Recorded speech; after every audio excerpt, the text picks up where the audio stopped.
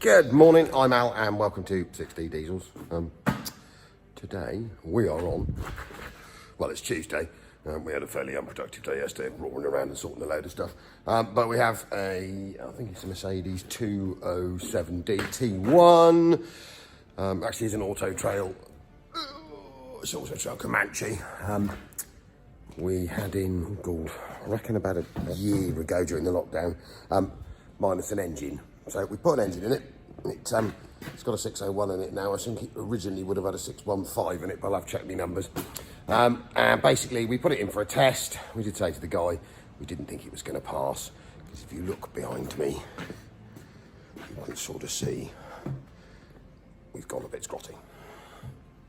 It's rotten through here, but also it's actually rotten in the top of the bulkhead above the master cylinder, which is less than 30 centimetres away from the structural mounting point, which is the master cylinder. And so she failed on that and a couple of other minors. Now, we've been really busy. Took a while to get said panel because they were all out of stock everywhere. I'll give you a bit of a tour of it now, and then on my own, I'm going to try and get the windscreen out. I'm getting pretty good at it because you can get windscreens, but I think rubbers for these T1s are a nightmare. So hopefully we can get it out without having to cut it out and then basically start removing the bonnet and assaulting the rest of it. But I'll turn the camera around now so that you can have a look at how gouty it is. It's not horrific, but it could be better. And then we'll show you the panel, and then probably after that, bit of time lapse of me trying to remove a windscreen on my own without breaking it. Right, so as you can see, here's here the dear old goatees. So 207D. It's quite tidy for its age, really. How it ended up, I think it ended up minus an engine because it's very little mileage, like very little mileage, like 50,000. But I think a radiator hose popped, and the other people that owned it before, the guy that owns it now, drove it till it would drive no more with no coolant in it. So as you can see, what we're going to try and fix, well, we're going to have to fix, is they're renowned for rotting around these. I mean, literally pull it out. So they rot in around the back of the dash and the screen panel, in through these vent holes and then up into the bulkhead underneath. So basically what I'm going to have to try and do, I reckon, to do it all properly, steering wheel's got to come out, which then allows you to pull the dashboard out. So the dash is going to have to come out and back, because as you can see, if it's rotten in the bulkhead down in there, we're going to set fire to things if we try any other out. It looks like the screen rubber is still fairly rubbery, which might make life a bit easier.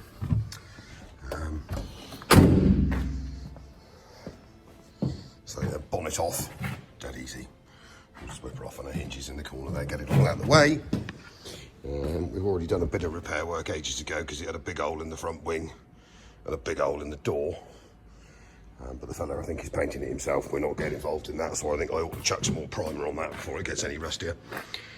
And here goes, I suppose. We'll stick it on time lapse and start removing some bits.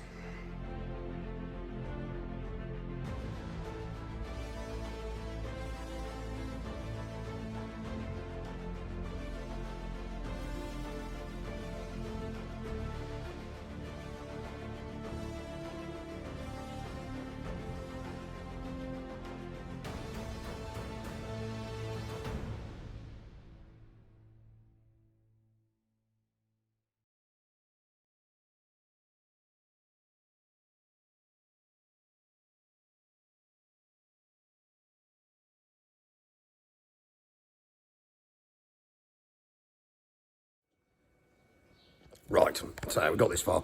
The bonnet is off, dead easy, 230mm bolts either side, either inch. Do need to remember to remove the little washer squirty pipe. Then basically after that, you've got another 13mm bolt holding the wipers on. Undo the bolt, give them a bit of a wiggle, they're tapered, they pop off quite cheerfully. And then if you look in one more, there's a plastic cap and then a bigger, I think it's 22mm nut holding the wiper spindle into the front panel. Now the wiper motor on a T1 is on the inside of the vehicle. So basically what I've done now, well, as you'll see on the bit of time lapse I just did, I'll pop the steering wheel nut off and I'll have to get the steering wheel puller on it because it is truly wedged on there.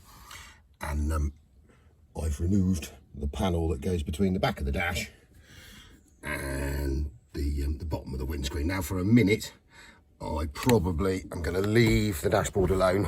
I mean, it's fairly free floating now anyway, so we'll leave pulling that for a minute. If I quickly show you how to get the rear dash cover out, which is dead easy. So look here, it's pretty simple. So that's the back dash cover. All the way across the top are a run of screws. So undo those, and then right at the base of the screen, just pop the little speaker covers out, you can put them somewhere out of the way, are another line of Phillips screws. Now what you do need to remember to do is pop the two vent push-ins out, because obviously they meet in here into these, and you will not get that out without breaking them. Basically these little beggars are so dead easy, they're only held on with, let me find one, little pop ends like that. So top quality trim tool, I mean fairly battered ours, admittedly it's done a fair bit of work, but pop those out and then remove these, chuck them somewhere safe along with those, and then basically the back half of the dashboard will come out. Now in a minute I'll get to removing this steering wheel. So my other Mercedes steering wheel puller wouldn't fit, so I have quickly manufactured this beauty out of a load of bits of scrap I found around the place. So I reckon, I've had one go already, so it's pretty much there. I reckon it will just, yep, we're away, clean off. So that's that bit out of the way, which then allows, obviously, once we got the dash free, for us to slide this back. I'm going to pop back round the front now and start taking the wings off. So I've got to try and get all these little lovelies out. That'll be fun. It's going to involve, it's probably easier to whip the front bumper out of the way. There's sort of 2 bolts either side, 2 17s. We'll pull this front panel out because he's relatively easy. It's on a T1. So 13mm bolt there, and on the opposite, I tend to just whip this bonnet catch out. You can chuck it in there, so I've taken the cable off, and then remove this support bar. And as you'll see in a minute, I'll stick it back on time lapse. We've got 2 bolts in the bottom either side, and then we're going to have to go and try and remove the wings. The most difficult being, and the bolts aren't too much of a worry, but Mercedes, in their wisdom, they are sealed to death against the inside of the truck. And I have a feeling that by the time we've done it, we'll find there's not much left in there, and you'll probably find there's not an awful lot left in there. But if it's got to be done, it's got to be done. And then we can get to drilling, as you can see, 1,000,000 spot welds out. And we'll try and get this panel pulled off the front, and then decide whether we're going to, once we get the dash out, what it's like underneath. But all in sections, I'll stick it back, as I say, on time lapse.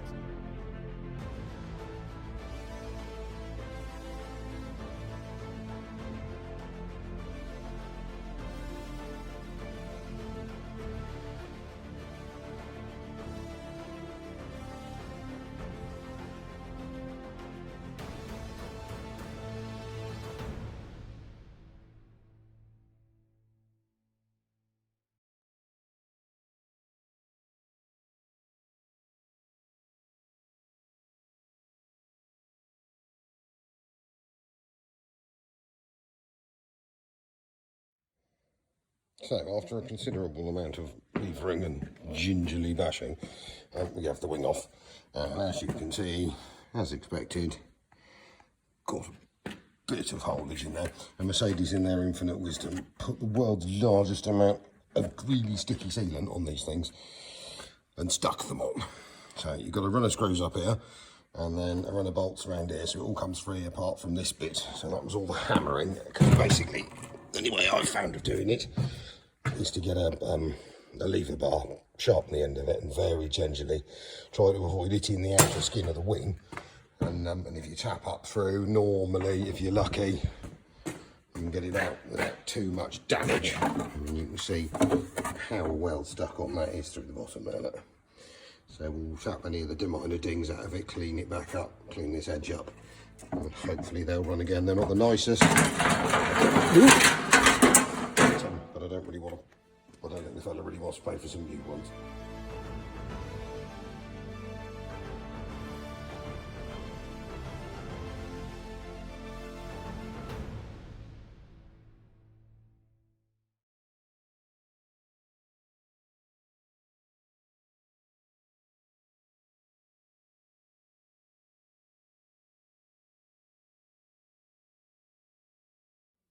So finally, after a load more scraping, bashing, cutting, other wings out. These sides are never quite as bad, to be honest, because rot-wise, because the washer bottle doesn't sit here. The washer bottle sits this side, and so for some strange reason, it all gathers behind the washer bottle, much worse than it would if there wasn't one there, and then rots the corner of the van out.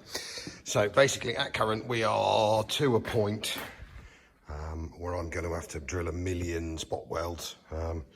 It's getting on for 5:30. So what I'm going to do, I will leave this little video here. We'll edit it, stick it up. We'll do this as a bit of a series because it's going to take me a few days to get this sort of sorted whilst doing everything else as well. So we'll put this as part 1, and then I'll get on to a part 2 later on in the week which will be drilling spot welds, where you need to cut it, how to cut the panel in, where to join it, and also we'll have to make, because I think once we finally got this out, this horrible scuttle panel, I mean, it would pretty much pull out. There's going to be a lot of bulkhead to fabricate behind it. So as to whether we have to have the master cylinder out, that's relatively easy. And then obviously we've got a wiring harness going through here, and there's all sorts, but everything, as you can see, it's all accessible, especially once the dash is out. But it's amazing how much time this sort of job takes. And I say, so if you're looking at buying a T1 and the screen panel's rusty, this might give you an idea of what you're going to have to do to put it right. I mean, you could have cut this out in the middle and joined it. It's not my preferred method. I mean, you could just hack through here once the windscreen's out, but that means you've got a full length join here. Whereas, to be honest, if you do it nicely, you end up across a tiny piece of the pillar here, and then you're spot welded all the way up here. You're spot welded there, so your welding join is only sort of that long instead of that long. Right, I'm going to turn it off. I will edit this up, chuck it on.